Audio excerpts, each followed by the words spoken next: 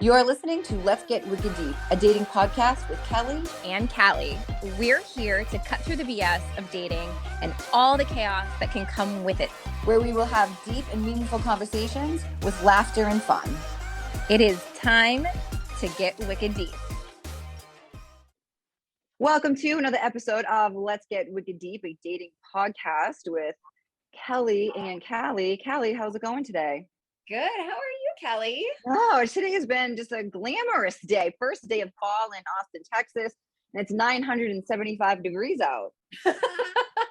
So I will be making my apple strudel on the sidewalk. It's going to be so tasty. Yes, can't wait to go apple picking when the apples fall apart and disintegrate in my hands. So that's the thing that's going on here in Austin. Sounds lovely. I mean, at least here in Alaska. I mean, we're getting in the rainy season. Like that's fall here. I watched a documentary the other day on Antarctica and I thought of you. A little different. It's a little No, it's not. Same. I'll drop you off and leave you for 6 months straight. Good luck, survive those winters. But I thought of you and I was like, how does she even put up with these winters? What? With all that crazy stuff that you have going on, the circle jerks and everything else in the delivery rooms. I know. I mean, what's going on in Alaska? You guys okay? No is the answer. No is the answer. So Kelly, I do have a question for you today though. Yeah. Before you got married and while you were dating, did you ever use a matchmaker? I did not. So I always tell people this. Alaska is a very interesting place. So when you actually look up the statistics, I think that there is 3 or 4 men to every 1 woman in the state of Alaska. So there's a saying that we have. It's called the odds are good, but the goods are odd. They said that in that documentary for Antarctica. I swear they said that same thing. I told you it was the same damn place. Same thing. Yeah. Wow. Yeah. Same thing. I knew it. Yeah. So I will say that here, I think it's very different than the normal US, where I think that being a woman here, because you do have more men to women. When I was single, I felt very pursued. And so I never remember really actively seeking a relationship. They just kind of always happen. So I've never actually utilized a matchmaker. Wow, that must be nice for you. How does it feel to be God's favorite? How does that feel? With your cool weather. Hey, you guys have Target, okay? Give me that one. We do have Target, but we also have shootings in our Target. So I don't know about that. Have you used a matchmaker though? I have. I want to hear your experience, but that takes us to our guest today. It does. It takes us to our guest today. So today we do have our very first guest on the show that actually, since we started with the co-hosting, we have our very first guest on the show. So I'm excited because in the dating world, it's so complex. So it seems to be so complex where the outdated versions of trying to find people is, the bar or the grocery store or, anywhere else. So we kind of upgraded a small bit to the swiping and the sliding. So when we were kids, we were told, do not meet people on the internet. Do not get in cars with people from the internet. Do not go away with people that you know. But now we're calling Ubers strangers to come pick us up from our homes, getting into a stranger's car and going somewhere. So it's definitely interesting how our dating is like sort of the same thing. It's sort of like swiping to see what we can get. And then when we have trouble with that, it almost, to me, in my opinion, seems like the matchmaking services would be like above, like a step above. Like, hey, I try this myself. I need some help. Like, what am I doing wrong? Like, what's going on? So we tend to call someone and bring in like an expert to help us. Like maybe somebody else will know us and like what's good for us better than we know, because they can look at the matches and say yes and no. And we've seen these experiments on TV shows like Married at First Sight. I wouldn't do it personally, but people do it all the time and we get to see their lives implode, which is always interesting for ratings, I guess. But it's definitely an interesting thing to see if somebody else can see what might be better for us. So today on the show, we do have our first guest. We have Tammi Pickle, and she is the partner at Elite Connections. So welcome to the show, Tammi. Thank you so much for having me. Excited to be your first guest. Yes, you didn't know that you were the first guest I on this part of the did. show. Awesome. Yes, you win the prize. Yay! So Tammi, tell us a little bit about yourself and how you got into the matchmaking business. Okay, so my mom actually started the family business 28 years ago, and she was in real estate and single and joined a matchmaker and brought home some videotapes, and I was 13. And she went out on one date and has been with him ever since. So he's my stepdad. So she joined a matchmaker and just like thought this is the best way of meeting people. She thought she would have been single forever if it wasn't for this woman that matched her. And she's like, this is what I want to do. I want to help people. So she started her own company just 6 months later and then has been running it ever since. So we started with one office in Beverly Hills. And then now we have about 13 nationwide and international offices. Okay, so your setup is like legit setup. So we have a very large team. We have a very large database. We work for professionals. We meet everyone personally, background search, kind of verify and vet everyone is who they say they are. And then we make appropriate matches and show pictures and profiles to each person. They say yes. We set it up for them. So it's really hands-on approach to dating, and people that maybe don't want to do online or app or went that route and just want a better way of meeting quality that we have pre-screened. They're kind of maybe tired of being catfished or somebody being deceitful about who they are or what they look like or what they're looking for, all those types of things. So we are just like a higher caliber that we're kind of making sure everyone is who they say they are and making nice matches for our clients. So that sounds like really nice. It sounds like it's an ideal sort of way to meet someone. Like you're, a single woman and you're just like, you're afraid of being, sold off into an auction house for sex trafficking, right? So nowadays we've got to be realistic about what we're doing, even though we get into cars with strangers. So it's good to have someone sort of vet someone. But my question is, after you check out their background and you see that they're not a serial killer, or if they are, they're hiding it very well. And you see they don't have any kind of criminals or background in that sort of thing. How do you know, or is there a way to tell what kind of character these people may have on their dates if they're a good human? Because you can tell that they're not a criminal, but are they a good quality human? Yeah, it is tricky. And I get to know my clients as I work with them, and I'm getting feedback on what they're doing, what they're saying, how they're interacting with people. So really, I get to know clients as I work with them even better. Yes, I make sure they are who they said they are. They're not divorced. They are, a lawyer or a business owner or whatever. I'm making sure that they're being, authentic and truthful about all of those things. But yes, character, how they're treating people, that all comes out over time. So when I'm first working with someone, I don't know them as well as 3 months from now. Right. Yeah, that makes total sense. Definitely. I think it's super helpful. Like some people, they're nice and they might just not know what they're doing.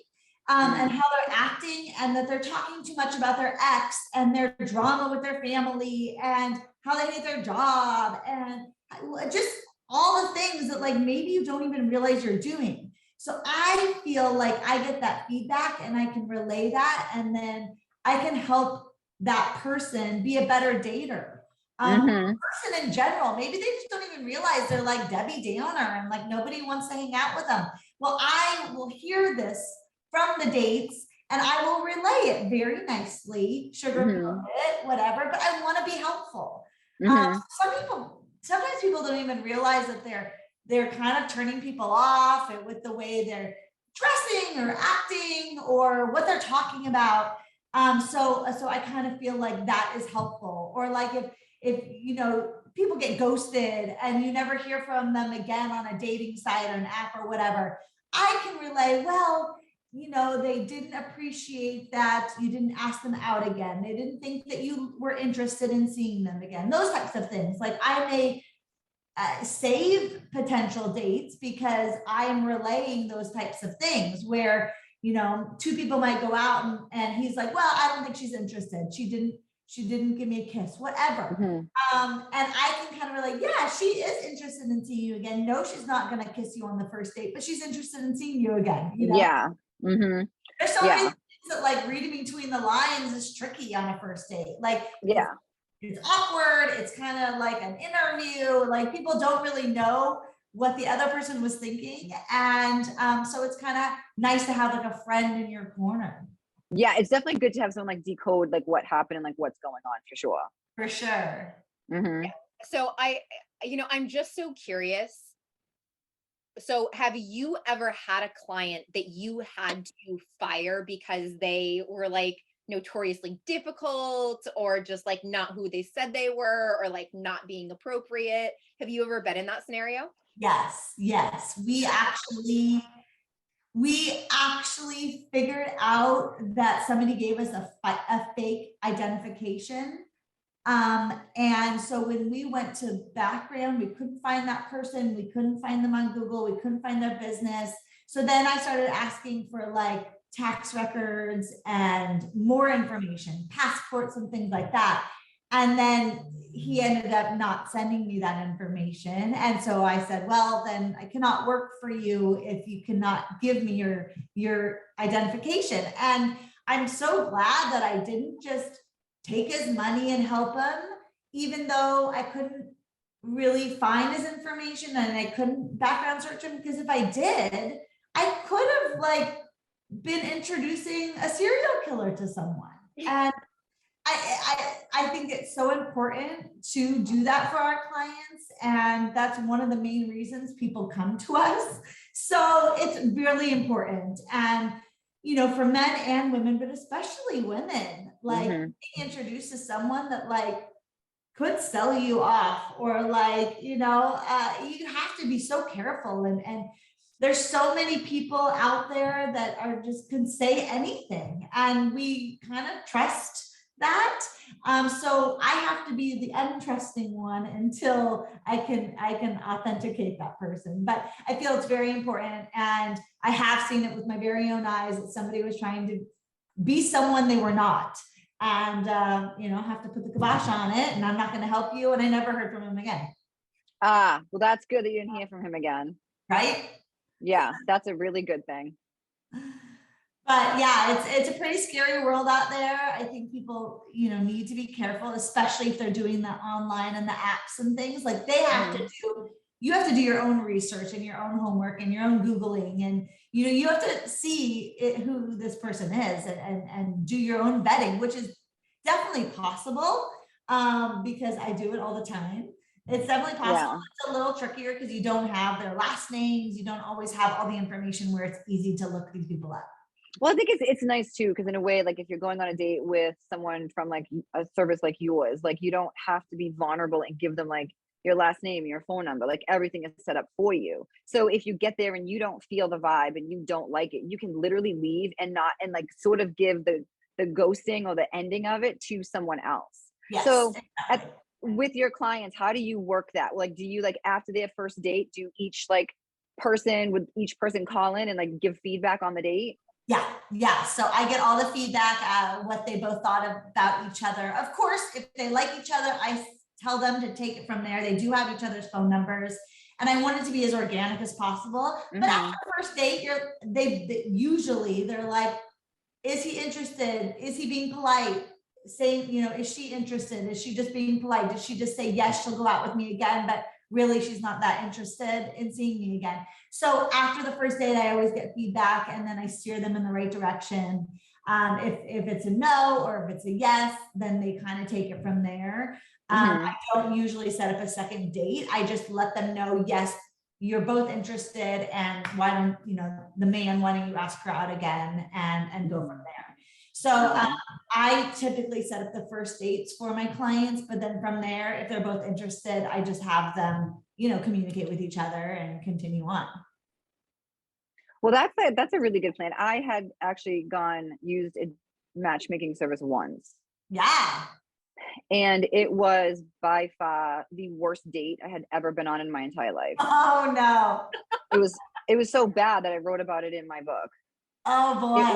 It was not only was the date horrifying, but the service was just as bad as well. Oh boy. So it was one of those things where it's just one stop shop, someone who just wants the money from whoever. Because in this particular place, the men pay a hell of a lot more than the women.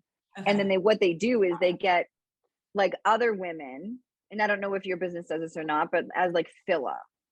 Like if a man pays for this and he's gonna expect a certain amount of dates, so they'll just get some women that they know he's not gonna be interested in, but be like, oh, we have this person for you, blah blah blah. So I feel I was used as filler for someone. I mean, did you see his information? Did you see a photo? No, that's a problem, right? Yeah, it's totally blind dates are never a good idea. Well, it's a blind AF date with like no hope for ever seeing. And then not only that, it's also like meet them at the host stand. Host stand, how uncomfortable is it standing like a doofus waiting for some stranger to come in and approach you? And this date, if I had to describe this date in one word, and I wrote about this, I don't care, it would have been rapey. It was absolutely terrible. And the next day when I called the service, they were like, well, let me just read to you what every other woman said about him. And I'm like, okay. And she's like, so we never had any complaints about him. And I'm like, well, you're getting one now because the things that he said. And then they were like, well, why didn't you just leave earlier? So I'm like, wow. So they did nothing about it. They didn't even care. And they obviously never like called me back again but they had no problem taking my money. Yeah. So it was like, so you just, it was a really tough. So it's crazy because I paid for this date or to be set up on dates, and it was one. And it was the worst one I've ever had off of. And my big thing is I write and talk a lot about my dating and like who I've been with and all these different things and how it happened. And that one in my whole book of writing about dates was the worst one. I've never felt worse. I would never cried harder after a date. It was absolutely terrible. I would actually put it out there that you should never do a blind dating matchmaking service. I mean, I don't know anyone that would want to go on a blind date. No, it's horrible. It's horrible. It's pointless. It's wasting everyone's time. So that's a really bad idea. Let's spread the word. Don't do any blind dates. Yeah, I totally agree with that, because it was definitely, you know how people you can describe a house looking one way and then you get there and it's this little shack that it has a water view of the puddle across the street, and it has, this, that, and the other thing. And it's a gourmet kitchen because it has a stove. So it's like, that's what I had. I got like the dumpster fire of like an abandoned house, and who was absolutely disgusting. Like the stuff that he said and the way he spoke and all these other things. I was like, this is not okay if you'd even be a human like this. But what the worst part was is this company is woman run. It's all women. And to like ask me questions like, why didn't you leave? And everyone else said he was fine. It had to be probably the most vulgar thing of the entire situation, where it was like, you set me up. And then they said to me, well, we can do background checks, but we can never do a character check. And I was like, well, that doesn't make me feel the woman fuzzies at all.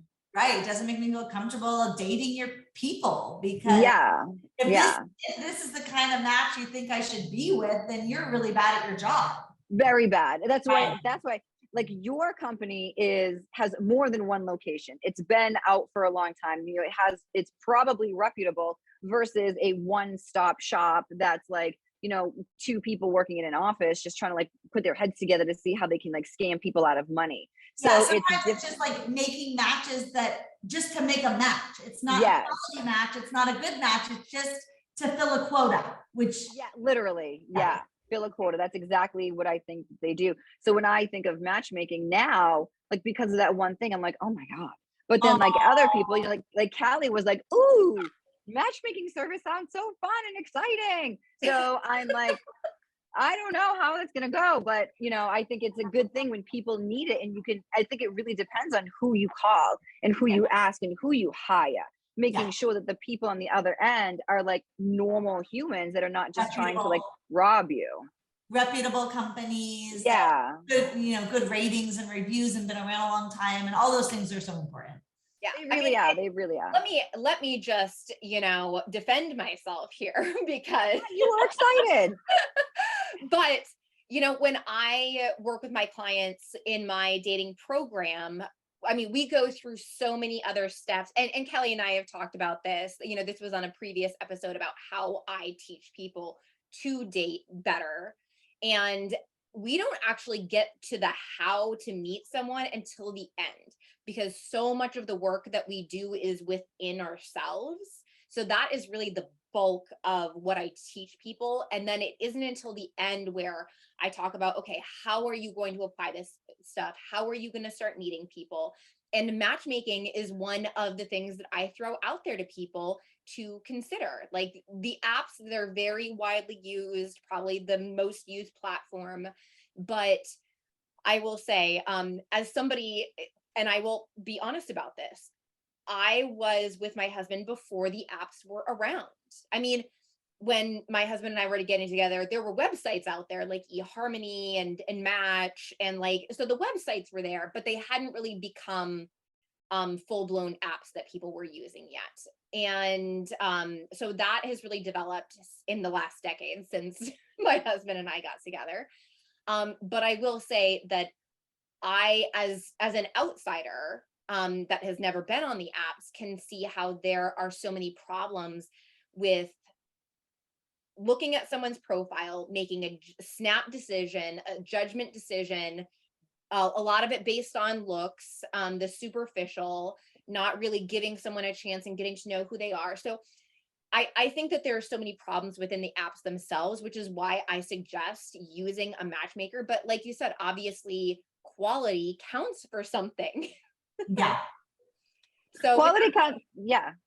I mean, with that being said, I've been so curious. That's why I was so excited about getting to interview you on how you actually match people together and what it is that you look for in bringing a relationship together. Yeah, really, it's getting to know my clients and what they're all about and where they are in life and interests and hobbies. Like if somebody's like super well traveled and they are gone every month and they just don't really like to stay put, is it going to be a good fit for a single mom that has full custody that doesn't travel and can't travel? Like it's really like getting to know each person and where they see themselves and the person they see themselves with and the person I see them with. But personality and chemistry and all of that plays such a huge role. But I take all these little bits and pieces and then just try to make the best match. And of course, run recent photos that look like the person and a detailed profile, and somebody, on the other end is going to read all of that and say, yes, I feel like I'm attracted to this person. I feel like there are some things in common. I'm excited to meet this person. They're pretty local. And I'm excited to meet them in person. And yes, in person, sometimes it's a slam dunk and sometimes it's not, but you don't know until you get to that next step. But I just really try to take all the pieces of the puzzle and try to make the best matches and then run them by both parties, get approval. So there's a lot of steps to matchmaking. But really, I am helping busy professionals that are they're working hard, they may have families, and they're just not meeting the right types of people out and about and through friends, and they don't want to date colleagues and those types of things. So people that come to me are a bit more serious about finding someone. So I feel like we have good success because people are a bit more serious. I mean, I've heard of like the apps and like you never hear back from them, you're talking for weeks or months, and like, does this person even want to meet? I don't hear that when people come to me. They are a bit more serious. They want to meet someone. They are making the effort. They are meeting the person on the first date, and whether it goes into a second or third, that's kind of luck of the draw and how it happens, how the chemistry happens in the first date. But sometimes I get like feedback where she's like, I didn't really feel like a love connection, but he's super interested, and so I might relay, well, he'd love to see you again if you are interested in a second date. And so many times people grow on you, especially for women. You're like, okay, first date, I wasn't really feeling it, but like, you're not going to be all over the person. It's not like that on a first date. Sometimes it is a bit awkward and somebody can grow on you. So I have seen it happen so many times where somebody is kind of talked into a second date and they end up with the person, right? And right, especially for women. I feel like men like need that initial like fireworks attraction, but women, it can take more. It can be more of a you know, friendship that turns into a romantic relationship. Yeah. Yes, absolutely. And I will say I'm a testament to that, because my husband, and Kelly knows this, my husband is my best friend's older brother. Okay. And yeah, and so I'd known him since we were kids. I had never looked at him in that way. He was just my friend's brother. And there came a time I had gone through a breakup, and my best friend was like, you should date my brother. I know you better than anyone. I know him better than anyone. The two of you would be perfect for one another. And I was just like, no, that's so weird. And just, no. And the more I spent time around him, I was like, shit, I really like him. I really like this guy. Oh, that's cute. And you might not have gone there if she didn't like okay it, right? Right. I mean, like, he was really like pushing off it. limits, maybe. I don't know. That's a great story though. Yeah, here we are, a decade and 2 kids later, and and I'm generally still pretty fond of him. So that's always a good sign. Yeah. And Kelly, you're single? No, you're not. No, I'm seeing someone. Yeah. Oh, good. I'm seeing someone, and I met him on the apps. Yeah, I mean, right? It totally happens. That's great. I prefer the apps. I like the apps. I think they're fun. I'm more of an introvert, so I don't really like to be out of my house super often. So when it came to like dating and stuff like that, I wasn't kind of out there like shaking it around trying to see what I could get. It was more of like at home swiping and eating peanut M&Ms. So it was more comfortable for me until I like met someone. But yeah, so I'm a huge fan of the apps. Like Callie and I go back and forth, and she's always like, back in my day, we didn't have the apps. But and she's like super young, so it's so funny when she says that. I'm like, okay, Callie. But like for me, like I love the apps, and now there's a whole bunch out there that I've never heard of. So I, see some certain things on like TikTok and things like that. But like, yeah, I found in my personal experience, I found Bumble to have the most, and people are gonna hate this, but to have like the most like qualified men that are like higher caliber. And nowadays it's so hard to give your own opinion because people just write you letters about like what a jerk you are for having your own opinion. But in my experience, like I found the best quality men on Bumble. But I also saw like some of the same people like on like the different apps. Like I don't know some of the new ones. I've never used like Hinge. I've never used Bagels and whatever, or Zoomies or whatever the hell they have nowadays. I have no idea, but there's so many of them. But I have found that you find someone here, you're gonna find them there. Sure. So, but back in my day, before like Bumble and all that, we had Match, and Match was the worst. The worst. And in my second book, when I read about my dates, all of these dates came from Match, and I'm just like, how is this so bad? Like, how is it every person on Match is just awful, but every person I met on Bumble was great? So I don't know. Well, good. Things are looking up, right? Yeah. It's getting better. That's getting better. Well, you go from being single and having those issues to having issues you wouldn't have if you were single. So it's like, what's the better way to look at it? Like being single and having these issues, or having these relationship issues that just did bring in like your childhood fears, and all of a sudden all these things are coming out that you have to heal from, that you didn't even know you had to heal from. But now that you're in a relationship, you have to do all this. Yeah. So, and there's 3 people who make their living off of single people and making them fall in love. So it's like, what the heck? So no matter who you are or what you do, there's always some kind of like, downside to it, I guess. But relationships are tough in general. Yes. Yeah.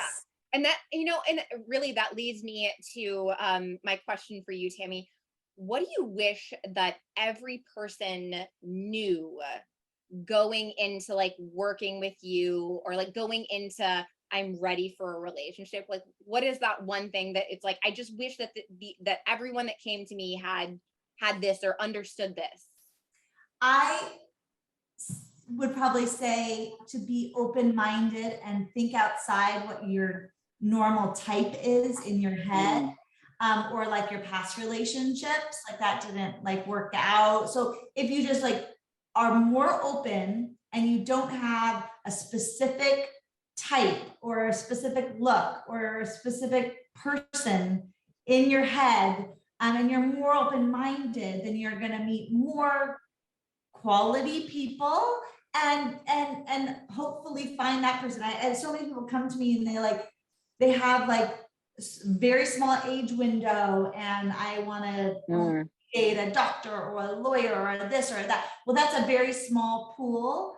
And yes, you could be open to those people, but you need to be open-minded to way outside of that person as well. So really just being open-minded, I think, is so huge. And maybe meet someone that is outside of your typical type, because you never know until you try. And if you just say no, no, no, no, no, then you'll never know if that person could be your person. And I do think dating and meeting people should be fun and can be fun. And you're just kind of positive about it and open-minded and like just kind of making a friend with each person that you meet, and, you know, being open to the possibility of being with that person versus, oh, I just never pictured my dating someone that was under 6 foot, or that had a different color hair than I expected,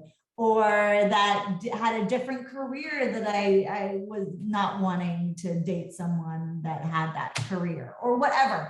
You know, just being open-minded to all different possible options. Well, it's interesting, like with that, when I work with my younger clients who are dating and they have this list, and it's like all these things, and I'm like, and then after a while, it's like, okay, you know, then they start to like make the list a little bit smaller, because it's like, oh, I need to be with somebody that's this height. I have to be with somebody that's this height. And I'm like, I personally like short guys. That's my thing, because I'm short. I like short guys. They hug better, blah, blah, blah. And I ended up with a guy who's 6'4". What am I supposed to do with that? I don't know.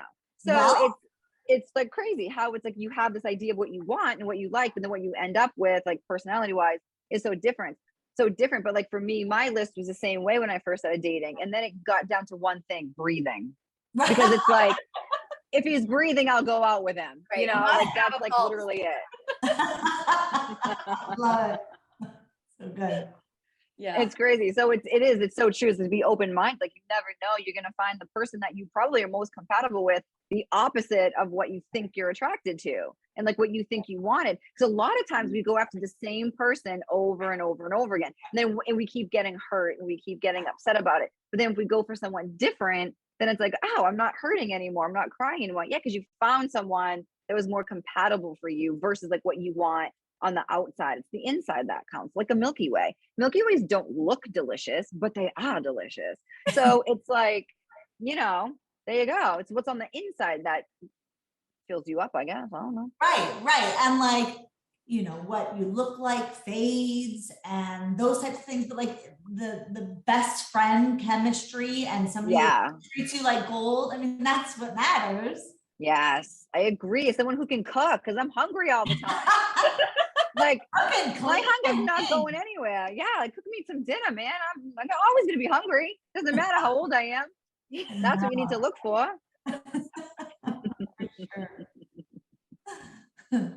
So do you have any like last dating advice for anybody? Like anything else that you can offer to people who are interested in using matchmaking service? I probably would say be ready. Like some people come to me, they're like, I want to find someone, and then they cannot carve out a time to meet someone. They're just like too busy, or they're just like not making the effort that you should make. Like you need to be like mentally there. You need to be ready to meet someone. You kind of let go of the old baggage of your exes and the trauma and whatnot, you know, and just be like ready and willing and make the time. And, if somebody's interested in you, like get back to them, be responsive, let them know you're interested, really make the effort to like get to know someone and move into, dating them and seeing how it goes. I mean, so many times people are like, yes, I want to find someone. But they're just like, they're working 80 hours a week and they have families and they have kids and like, oh, do you have time? Will you make the time? Or maybe it's timing. Maybe it's not your time to be dating if you can't make the effort, because you find the right person, but you can't make the time for them, then that person is going to go elsewhere. And you don't want that to happen. Yeah, you definitely don't. So if someone is interested in using your service, what would the process look like for them? Like, how would they begin, and what do you take them through? Yeah, so we, meet everyone either personally or virtually, get to know each and every person, what they're all about, what they're looking for, all the ins and outs of who they are as a person and who they see themselves with. And then I put together their information, kind of like a one-page profile on them. They look it over and make sure that's the way they want to present themselves. And then I start going through my database, coming up with ideas of people that I know personally. I send them over to them. I get their approval, both people's approval, of course. And then I set up the match. And then I typically do set up the first match, so I get availability from both people and set up the first match. I do exchange numbers so that they can say hi and it's not an awkward first date, like meet you at the host stand. Yes. Love that. Yeah. So, and then, they meet and then let me know how it goes. And then they either continue to see that person or I work on something else for them. And then just one after the next until we find them the right one. There's somebody for everyone. So. I think my guy maybe at some point eventually could be somebody who's a little like, I was telling Callie this the other day, that maybe someone homeless that I could just bring home, like shower and hang out with and just have a great time with. Easy. Doesn't have to have a job. I mean, he just needs to be available. Just be available and be emotionally available. I don't know I don't know, maybe Tammi, where do you find the emotionally available people? Like, where are they? Emotionally available? It's tricky. I think you just have to read between the lines. You have to meet that person. You have to just see where they are in life. And they might be dating and they're not ready to be dating. And you have to you probably know better than all of us with the online and the app dating. There was probably a lot of men that weren't quite ready, but they were out there. They thought they were ready. They maybe just missed the companionship of being with someone, that kind of thing, but they weren't ready for a relationship. I typically see people that are a bit more ready. Yes, they are ready, they're working hard, but they do really want to find someone, so they're investing in a matchmaker, that kind of thing. So I agree with that. I do think that emotionally unavailable people that are not ready are very different from emotionally unavailable people that are ready. So I think there's a huge difference. It's two different categories, because if you're emotionally unavailable and you're not ready, you're just going to be just a whirlwind of get me the hell out of here. But then if you're emotionally unavailable and you are ready, then I think there's a little bit more like a chance that they're willing to work on things and have some empathy and kind of see what's going on. I do think that there's two different when you're ready versus when you're not ready, I agree. I feel like if even that person that's not quite ready, if they find someone they're so into, they're going to try even harder to get there. And may not work out, but they're going to try harder to help it work out. Yes, I totally agree with that. 100%. So Tammi, if anyone wants to use your service, where can they find you? So our website is eliteconnections.com. You can reach out to me personally, 800-923-4200. I can kind of talk to you about how it all works in the process. And there are different ways of joining with us. So you don't necessarily have to spend thousands and thousands of dollars to be a client. We can kind of have you in the system. And if we're searching for someone, we can keep you in mind for that client. So there's different ways of joining with us. So just reach out and I can, talk to you more in detail about how it all works. Okay, I think that sounds great. And you are international, you said, right? We are. We really can help anyone anywhere. That is so amazing. So everyone who's listening, if you are looking for someone, if you're in America and you love that little British accent, maybe you can just give it a call and see what we can do. I think, should we date based on accents, Callie? Should we do that? I mean, I do love an accent. It does get me. It does get me. I cannot believe my husband was born in England and does not have an accent. It's so Oh, shoot. Rude. I know. Any practice on that? Practice? Get Great. Well, thank you so much for joining us today, Tammi, being our first guest on our show. We really appreciate you and all your advice. And thank you so much for taking the time to talk to us about yourself, your company, and for laughing with us a little bit over here. We really appreciate it. Yeah, thank you for having me. It was super fun. Yes, thank you so much. Thank you. See you next week. Be sure to give this video a thumbs up and don't forget to hit that subscribe button so that you don't miss any of these wicked deep dating topics. You know you've got a friend who could use a little help with dating, so don't forget to share. If you have any dating questions, leave us a voicemail using the link in the show notes and you could be featured in the show. Tag us in your crazy dating or breakup text messages, and Callie and I will analyze it and break it down for you on the air. Don't forget to use the hashtag #WhatTheText. Until next time, be brave. Navigate the dating BS. And keep having bold conversations.